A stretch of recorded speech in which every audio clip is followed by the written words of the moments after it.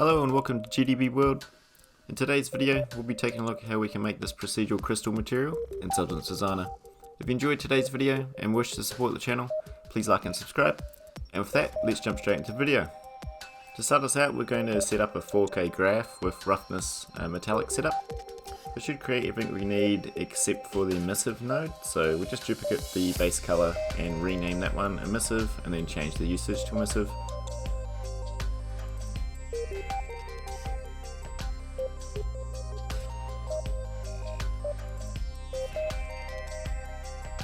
With the setup out of the way, we can move on to the main shape.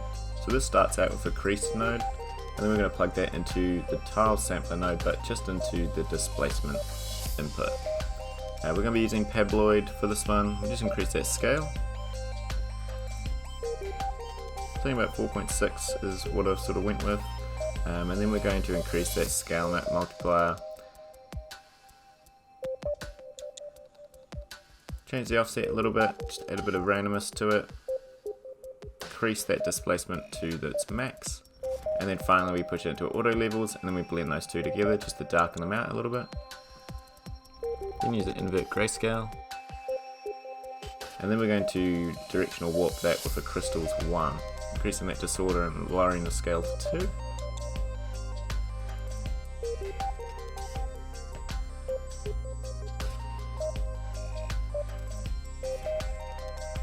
Just changing up the displacement so that we can visually see it, so we can sort of see the changes as we make them.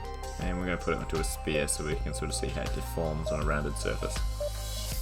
Next up, we're going to move on to the secondary shapes. So it's going to look pretty much the same as the main shape, except we're going to increase the luminosity in the tile sampler, as well as invert the shape and put it into a transform 2D node to tile.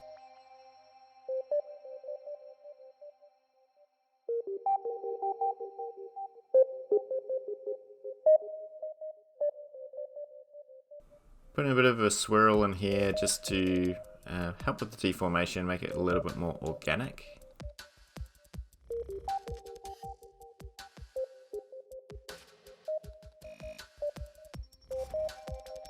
And then finally into another directional warp. We're actually going to use the same directional warp as we did down here, so we're going to copy this one up to the top.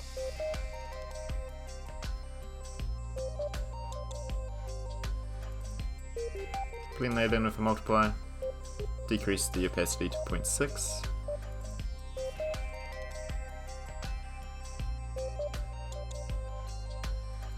What we're going to do now is, I just wanted to soften the edging a little bit. So using a normal map and a curvature smooth, we're going to just blend that back in with the original shape.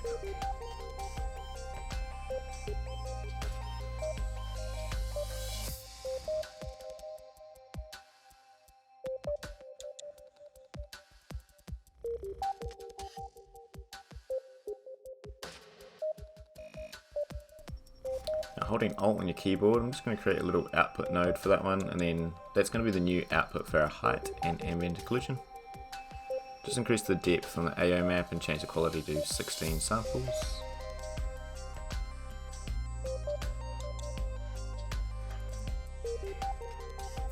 Now we're going to move on to the base color emissive maps. So the way I'm doing this is with two HSL nodes. So the reason I'm doing this way is so I can control how much of a warm color I want, as well as how much of the cold colors I want. The end goal is to get a sort of purpley sort of crystal. So we'll just make our red and blue, and we're going to blend those two together with blend node.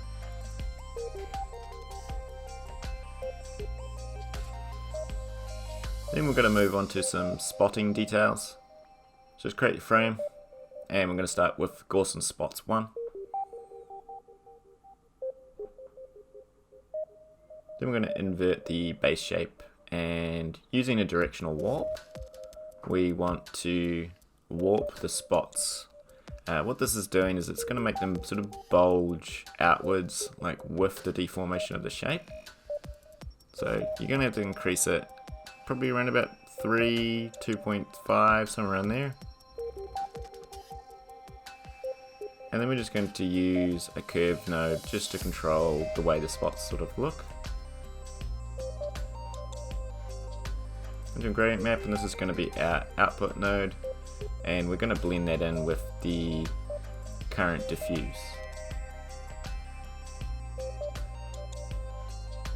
Using a flood fill color random, this just gives us a very colorful noise, and then we're going to pump that into a blur HQ just to blur it out a little bit, and then we're going to blend that over the original shape. Now we're going to make some circular rings that are going to be made up of the anisotropic noise and the directional scratches.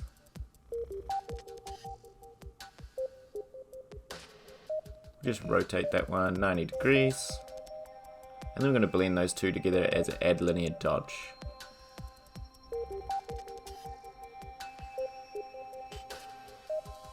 Using auto levels just to correct the values, and then we're going to use HQ blur just to soften them out a little bit, into a slope blur to then again roughen it to make it a bit more organic.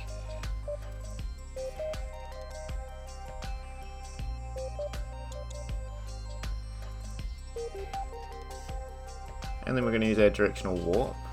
So this is going to create the ringing effect, but we do have to give it intensity value, so we use our histogram select with our original base shape. And then you'll see when you increase the intensity that will start giving you this sort of ringing effect. I'm going to make our histogram scan just to make a little mask to be used later with our roughness. Then just use a gradient map and move that up to where our base color is sitting. And we're going to blend those two together. Just as a copy is fine, but you will want to reduce the opacity down to like 0.2, 0.3, somewhere around there. Then we're going to work on our emissive. So again, we're just going to use that main shape again to drive the emissive values into a gradient map and an HSL to drive the color.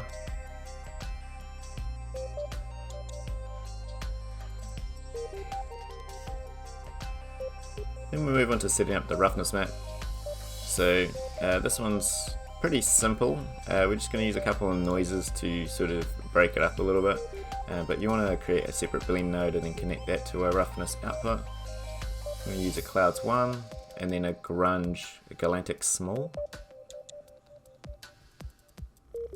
Just subtracting that from each other gives you this sort of circular smoky effect. And then you're going to blend that in with the noise, and then you're going to create another blend node just to blend in our ring effect that we created below using our mask. Now we're into just sort of fine tuning, so I'm just blending it for blend node with multiplier just to lower how sharp the values are, and then finally into a levels node just to crunch the values further.